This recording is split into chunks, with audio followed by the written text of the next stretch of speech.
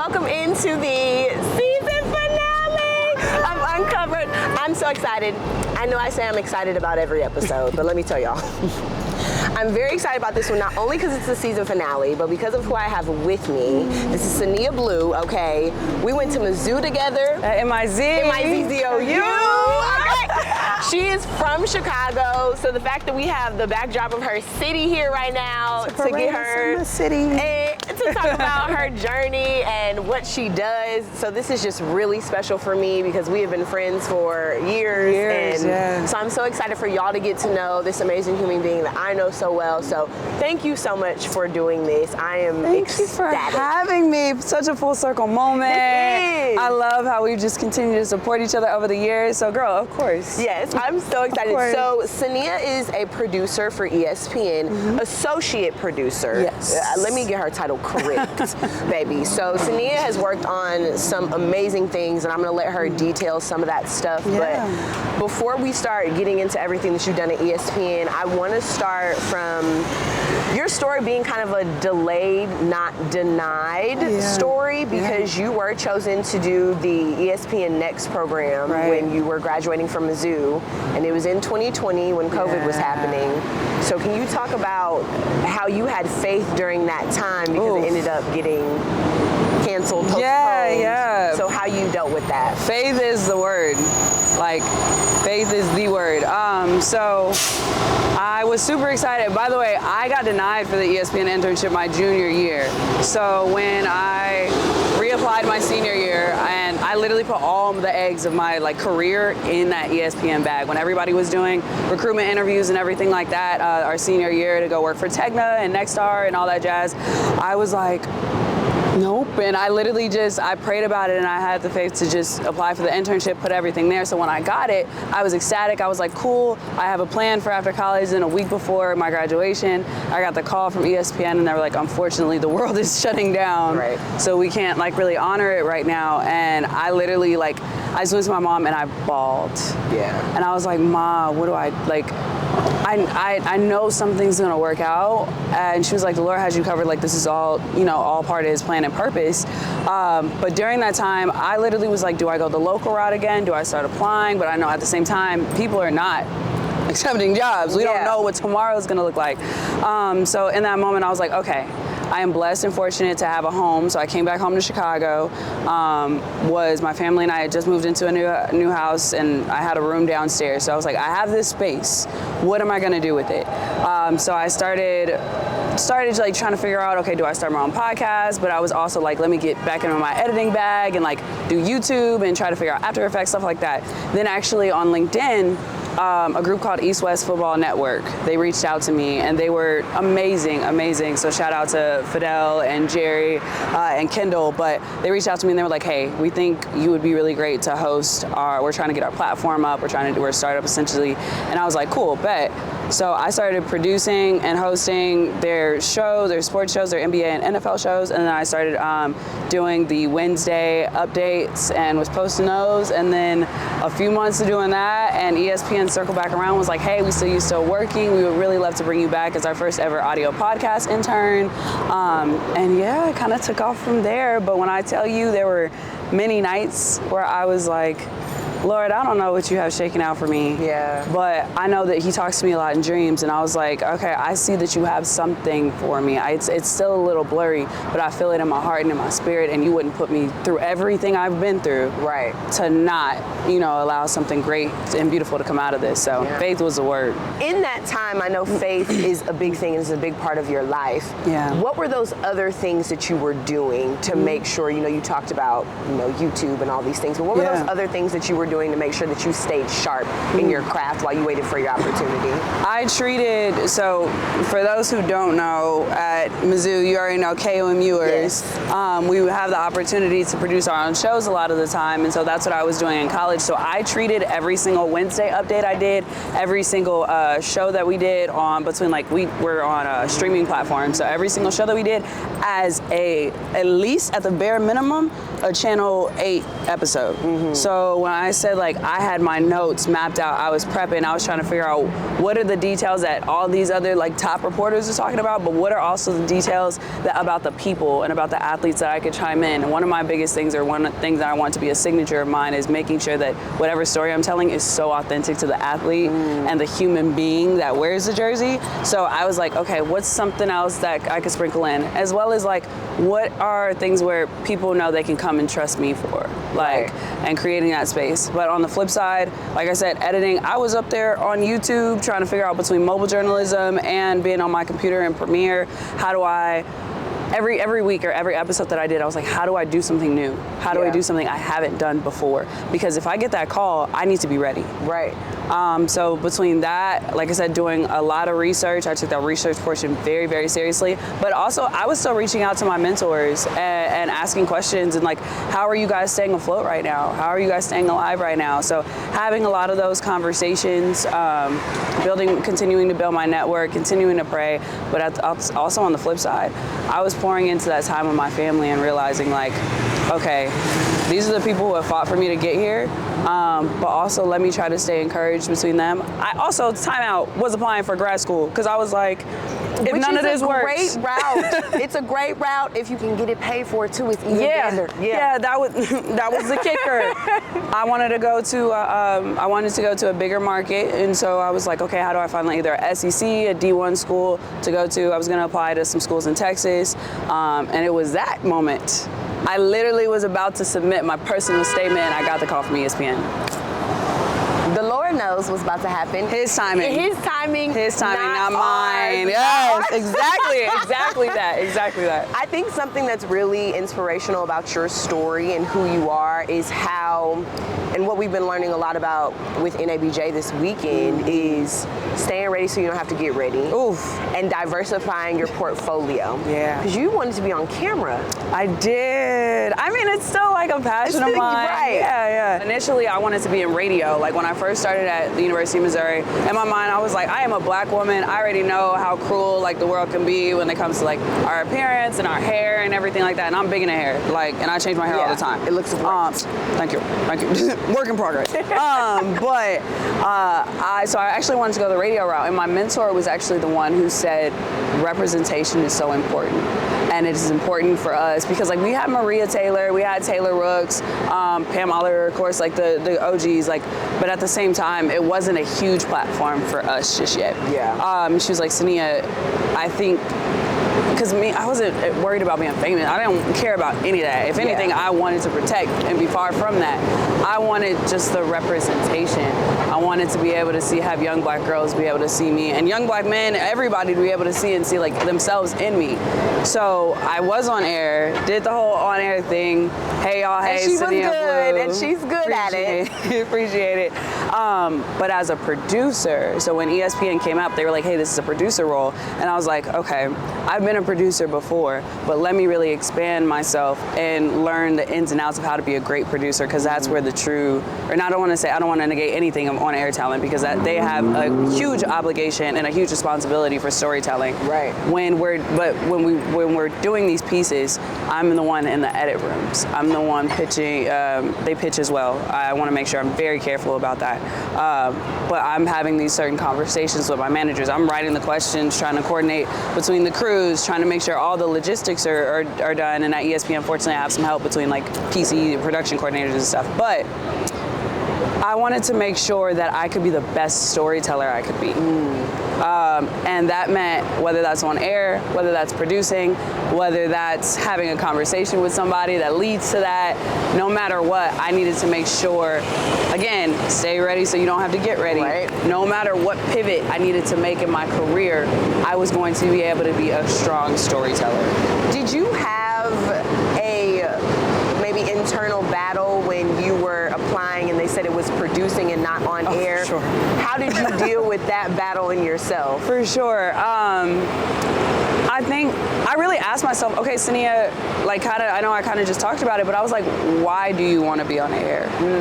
And then when I realized that my heart and my goal is to storytell authentically, and I realized I have more autonomy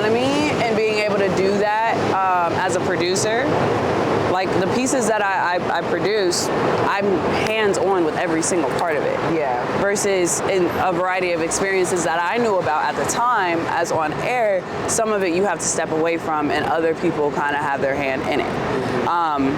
There are very few roles where you get to be on air and produce at the same time. Right. And so that was really important for me to be able to be close to that. And then when it came to feature storytelling, when I started doing features, I was like, oh, this is it. This is I was what like, I'm supposed to this be is doing. what I want to do. Because it was the best of all of my worlds. I wanted to be able to travel, I wanted to be able to help people, and I wanted to be able to be in the field. As a producer, I am in the field. Every week, I am traveling in the field, in the middle of the action, building relationships and rapport, and that's what I wanted to do. So when I realized, like, okay, Sania on air, and that may come back around. Yeah. But at the same time, here is an amazing opportunity to cultivate those skills. And if I could be a strong producer and I have that on air background, I know we can flip those and make those shake. So, kind of where I'm at right now, if I would love to get back into hosting at some point. But I know that, okay, if it's just me, if it's a one-woman band, you already know how we do as MJs, I can do that. Right. And I think it's so important, to know that every single piece of a production of a show, you have your directors and your producers, your on-air talent, and everybody is such an integral part. Yes. And I think knowing how to do everything or knowing what everybody has to do, it makes you better at whatever your job is. Like as an on-air talent, you know what the producer is going through. How do you work with your talent as a producer to make sure that you're helping them in the best way possible, but also that they're doing what they need to do to help you? That relationship is so important. It's so important. First of all, my first frame of mind is do not minimize them ever to just, oh, you're just a talking head, or you're just talent, or you're just a reporter. These are people who have worked their butts off for years and years and years before, like Kimberly Martin, Monica McNutt, all these, Courtney Cronin, like so many other reporters who have been in the trenches and have these relationships. So the least that I can do is say, hey, how can I help you? Yeah. Like first and foremost, I want to be able to have a human rapport with them and be like, look, I respect you, I respect your craft, but I also want them to be able to pour into this piece and not know that they're just like, oh, we're just here for, your face, and then we keep going. Right. Like, no, I want them to be as involved with this piece. I want them to love it as much as I do. And if we can do that, then cool, we're gonna, bam, like whatever it's popping, it's gonna be fire. Exactly. So I'm checking in on them like, hey, how can I be of assistance to you? That's one of the biggest questions I'm always asking. How can I help you? Because at the same time, people have different workflows. Yeah. People have different communication styles. I ask them, hey, even simple stuff like, do you prefer to text or do you prefer to email? Do you prefer to call? Let's figure out logistics. How can I take things off your plate? As a producer, you are wearing so many different hats and a problem solver in so many different ways. So when it comes down to writing questions, or even prime example, I just did an interview with Caleb Williams with Courtney Cronin, right? And beforehand, I was like, okay, I know I'd have to work out the logistics, but Courtney also has a lot on her plate. Yeah. So Courtney, what do you need from me? Okay, cool. I will write out a questions list, and then add out your questions as well, and we tag team on that. Let's have another conversation and make sure we're all on the same page. And then scratch that. I step away from the work stuff for a second. I'm like, how are you as a person? Yeah. How are you going? These people have a lot of stuff going on. You never know what people are going through in their lives. So just a simple, hey, how you doing? Yeah, how's your day? How you feeling? Just check in. I just want to check in with you. And I do that when we're on site as well. I make sure all my crew, because it's not just my talent, but I make sure everybody is okay. We bring in snacks, we bring in waters, we all right. Y'all good? Y'all need a coffee? I'm stopping at a coffee shop. So yeah, it's just really checking in on the person. When you are a human-centric, genuine person first, my parents have always told me that there's nothing wrong with being a good person. When you lead with that, people understand that you're authentic, they understand that you care, and then they want to pour in just as much as you do. And then you're doing a service by the people you're interviewing anyway. Like that, it just all works out well. And you have such the personality for that. Sania has always been like that. Even when she first got to Mizzou, I remember her being like, if there's anything that I can do, help you get to where you want to be. Because time out, hold on, because I got to give you your flowers for a second. Because no, because what we're not finna do is just So, the Jalen Johnson, by the way, was the first black woman I saw at KMU when I started working there as like a sophomore in college. Yeah. And I remember Jalen is and was and is that girl. And so I remember walking into KMU, everybody was like, Jalen, Jalen, Jalen. And I was like, how do I get to her? I was like, how do I get to Jalen? I think I remember one of our first conversations where I walked up to you and I was like, hey, like, I just want to be able to connect and like make sure like we can stay in touch. And ever since we have, every time we see each other, that's what it's about. Like the relationships, the love and the support. And you know, like we're girls always supporting each other and other women. But this industry can be so polarizing and isolating that it's so important to develop strong, healthy relationships and know what somebody else has, that is somebody else's path. Correct. Like you can never, as much as I say this, I probably say this more than anything, as much as you try to replicate somebody else's path, you will never be able to do it. Y'all do not have the same DNA. There's always going to be one thing that's at least different. And you just take the good from what they have going on and make something you. Because at the end of the day, nobody else can do you better than you. You with yourself all the time. Yes. And everybody has their own journey and there's no one way to get somewhere. Exactly. And I know we have talked a lot about imposter syndrome. Oof. Yeah. We have talked about that. We've talked about it a lot in this industry because you are looking and because of the talent that you're working with all the time. How do you make sure that if that does come up for you, you're able to bottle it, throw it away, and be done with it? I don't know that it's as much of bottling and throwing it away, to be completely honest with you. It's more about like, I was a person who kind of used to just like try to push everything up under the rug and like not fully acknowledge how I was feeling or the nerves or the anxiety of the moment. But I have to always just take a step back, take a breath, and remember where my feet are. Yeah. Anytime I feel like I'm not supposed to be somewhere or it's starting to creep in my mind or like the devil, you know, the adversary be trying to get to you or trying to be blocking your blessings. But you can't because the Lord is my shepherd. Come on, because greater is he that is in me than he who's in the world. So anytime like I have those moments though, I do kind of just like, Sania, where are your feet at? In this room.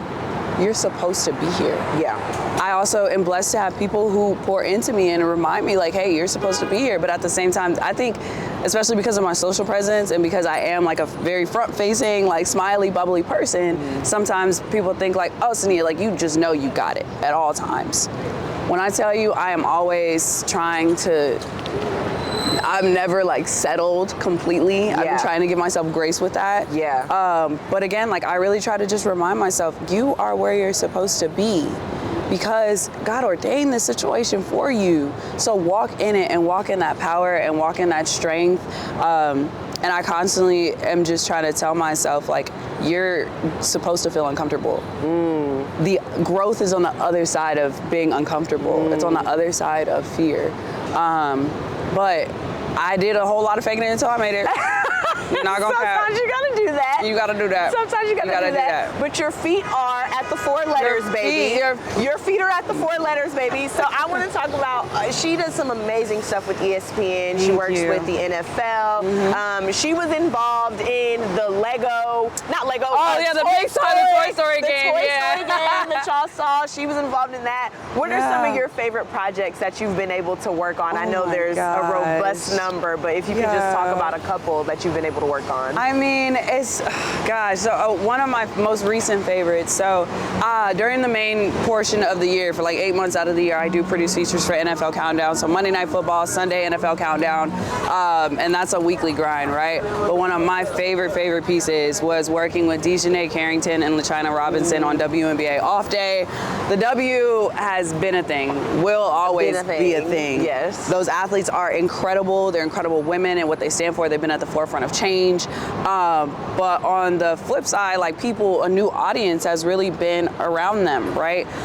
what people I don't think get all the time is these are dynamic people with so many different tiers, so many different backgrounds. And working with Dejanay, she is an Ivy League grad, Stanford, better represent, Stanford. beauty, brains, basketball. Like, so to be able to produce and direct and do a piece like that really showcased her in so many different elements, that literally is why I'm in this industry. Yeah. But on the flip side, LaChina Robinson, I have to give a huge shout out to her because a year prior, she was like, Sania, I want to work with you.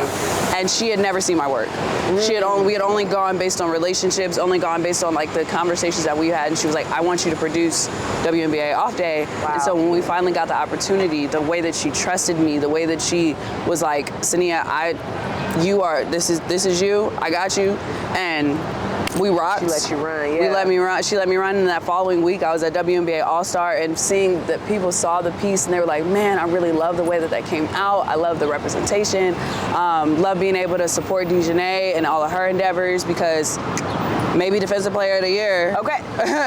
We're on alert. Put some respect on her. But we're on alert. Yeah, that was one. Another piece that I did with Cameron Bynum, the Minnesota Vikings player, who his wife, Lelaine, they're an amazing couple, beautiful young couple.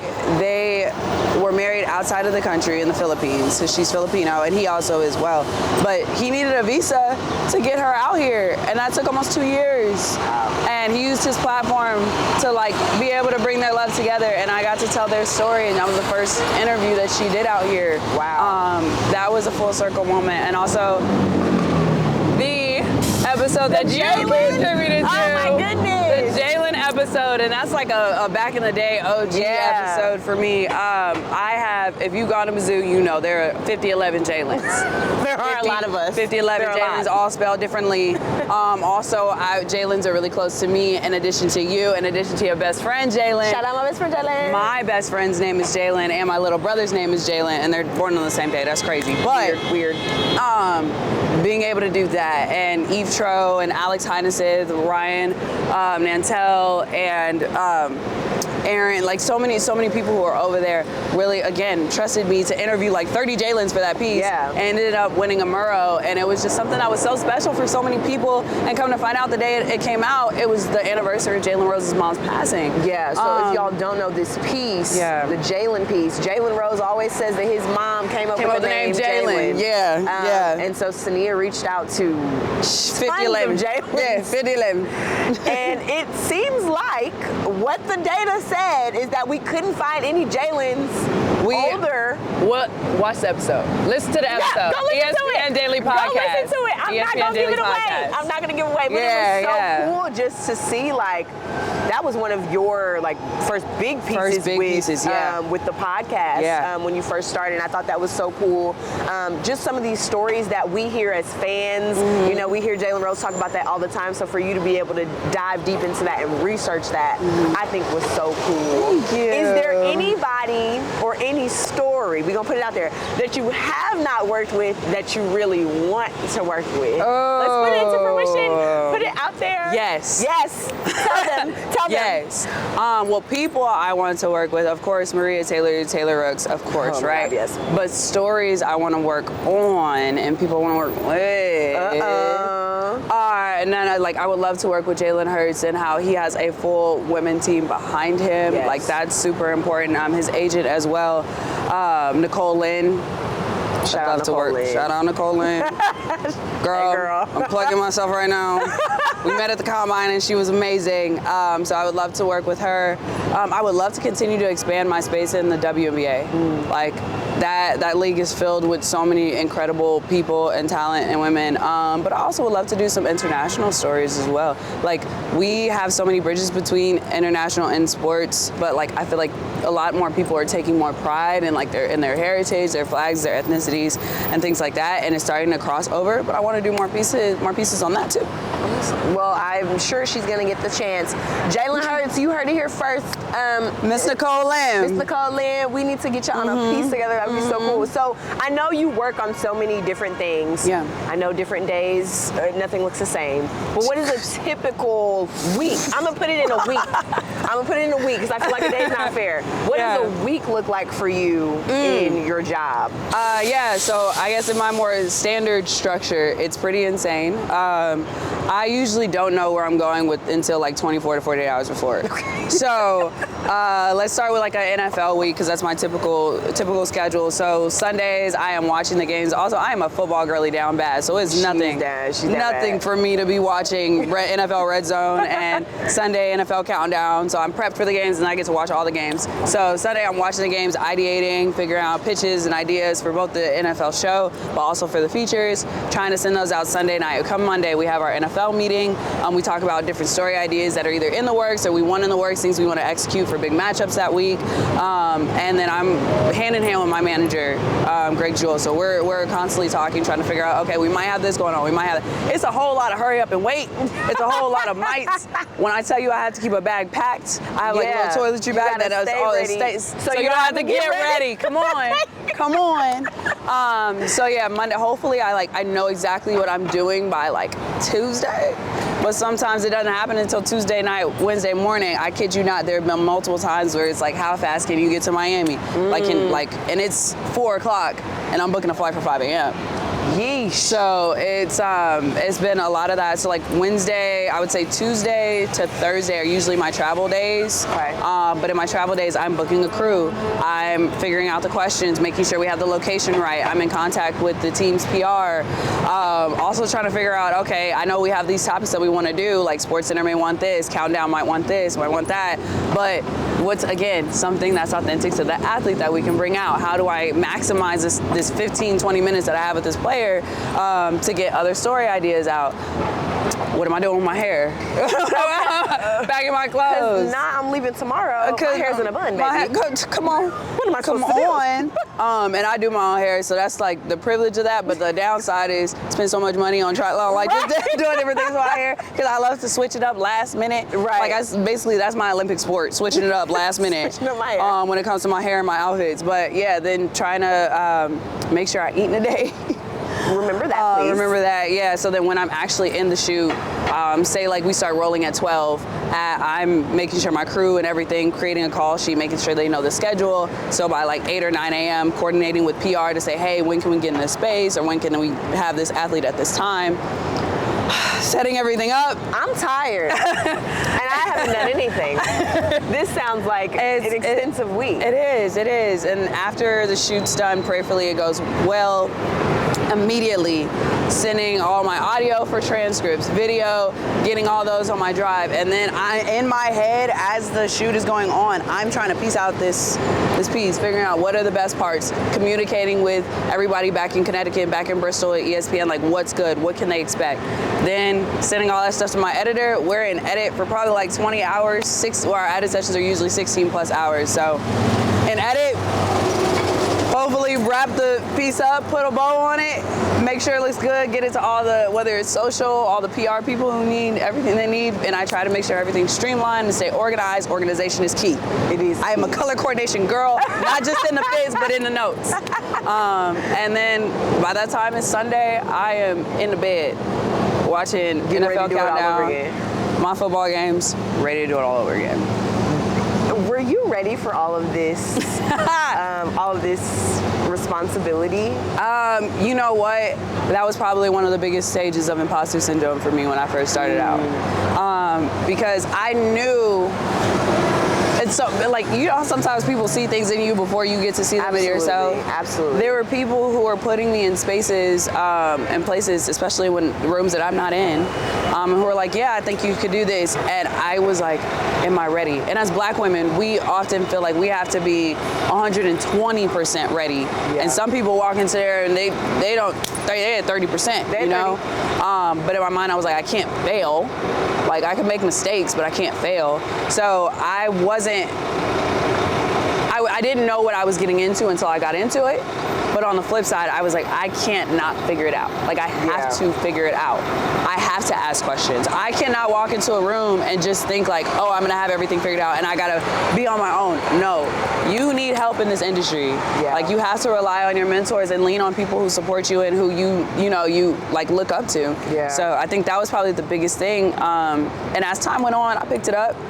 It was, again, fake it till you make it. Because when you're on set, you're dealing with people who have been in this industry, especially like, usually like people who don't look like you. Most of the time, the athletes, when they would come in, they were surprised to see me because they don't usually see people who are young black women leading the show, which there should be more of. But they, like, telling people who have been in this industry for 25 plus years on what I want. But I had to realize I have to be confident. If I am timid and shy, then they're gonna be like, you don't know what you're doing. So being able to literally having to fake, if I don't know exactly what I'm doing, who am I calling, who am I texting to figure out the question so I can answer them, but at the same time, I gotta hold my ground. There's no other, or else the opportunity that I've worked so hard for would slip through my fingers. And I can't let that happen, because if I let that happen, then how am I going to open the door for other people? That's true. So there's something that you said in one of the videos that's been playing all weekend here in NBJ. She's a star. Brother. I've been running every time I see my face. You talked about when you come into like your room with your producers and when you're meeting content meetings, that it's okay for you to have different kind of story ideas because of your experience. How do you make sure that you feel confident in what you're bringing to the table, knowing that you have a different background than everybody in the room, and how do you use that to your advantage? That is big for me. I used to try to figure out how to match like everybody else's story ideas, or I have to be the super stats person. And don't get me wrong, because when I was in college, my friends who played football, I used to look at their playbooks. Because I'm like, if I'm gonna be here, I can't just be like a woman in this space. Like, I gotta know what I'm talking about. But on the flip side, I know I'm not in this industry for the stats of it all, like, and the X's and O's. I love the X's and O's, but I'm here for the people. So I also was like, what's missing? Like, what do I want to see? I'm thinking about the person who is casually walking past the TV, but who shares and occupies some of the same identities as me. And also trying to figure out like what are other dimensions that I can show these athletes and players. But I developed the confidence to do that by being uncomfortable doing that. Like, it took one manager who doesn't look like me, to be like, I never would have thought about that. And I was like, boom, we got something. Your niche. That's my niche. Like, that is my space where I can thrive. I know I am a young black woman I grew up between LA and Chicago. Chicago is very much my home and always will be my home. I am, from two of the biggest cities, but still inner cities in the country. I did not grow up I grew up in sports in general. Like, my parents were multi-sport athletes, but I was a performing arts theater girly. She can dance, baby. Dance, okay? If you're trying to get served. No. But like, I had to lean into that. That's what I knew. So I had to know, okay, nobody else is gonna pitch those stories. So if I can find that and then present it to you and show you that it's cool and it's valuable, because sometimes you gotta show people. Sometimes you gotta pop out and show. So but like doing that, and then when I was working with people and they were like, dang, I've never been able to do this. I've never been able to talk about this. It's like, oh, we're cooking. We're cooking. So the more and more that I pitched that, and the more and more that I had like my leadership, I'm fortunate to have a supportive leadership as well. One of my managers, there's a story about like hair that I've been working on for some time. And he's like, Sania, I don't know this. And please educate me. And that is important as leaders, as managers, being able to take a step back and say, I don't know this, but you do. Let me lean into that and then figure out how I can support you and guide you through that. That's probably been like super, super big for me. But I tell everybody that your perspective is different. Lean into it. We want different. If we get the same cookie cutter stuff, we're not ESPN. We're not like, you're not. And then you're just not you. So lean into what makes you you. What advice would you give a young up-and-coming producer on not necessarily how to get where you are, but how to be prepared to be where you are? I would say stay on your P's and Q's. And by that, I mean, it's not, some people naturally have the knack. Like some people naturally are hungry. Some people, you could have all the talent in the world. You could be the prettiest face in the room. You know, you could be well educated, but the grind is what some people don't understand and get. Yeah. The grind, like, y'all, I am not promoting this. This is not an ad for no sleep. Oh, God. But sometimes you're not gonna sleep. Sometimes you're not gonna sleep. Like, keeping your head down, and also, again, asking people, how can I help you? If you could fill a void or a space, and learning, like, being like in tune with and aware with what's going on and what are the needs in these different spaces, like, you'll always, like, be able to be prepared, because you're always looking for, how do I solve problems? How do I fill spaces and gaps so I can continue to have, like, you're always gonna have a job if you're able to do that. Also, take some time to learn and grow. If there's something else that you know somebody else is doing better than you in, baby, you better be on there asking them questions, trying to figure out how to learn it. Right. In that same capacity, I think between, like I said, the YouTube videos that I used to do, those help me out a lot.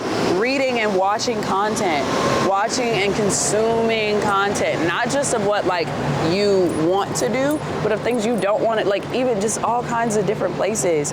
I would say staying connected and asking questions. Like, really making sure that you're able to learn so many different things. I think when you're constantly a sponge to things and you learn so much, you're always having a desire and crave to learn, continue to learn and grow better and do more. But don't get complacent as well.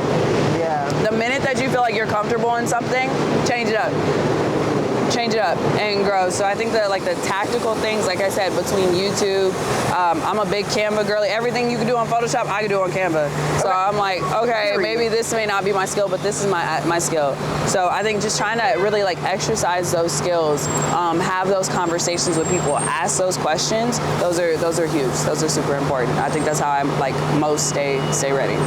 All right, and the last question, for the last time this season, why do you deserve to be uncovered? Oh, I think deserved is a very special word. I don't know that I would say as much deserve to be uncovered as much as I would say I feel like I owe it to be uncovered. Like, transparency is big. I wouldn't be able to know the things that I know if people weren't uncovered, you know, with me and were honest with me. So I think it's an honor to be uncovered. It's an honor to be able to have these conversations with you and with other people.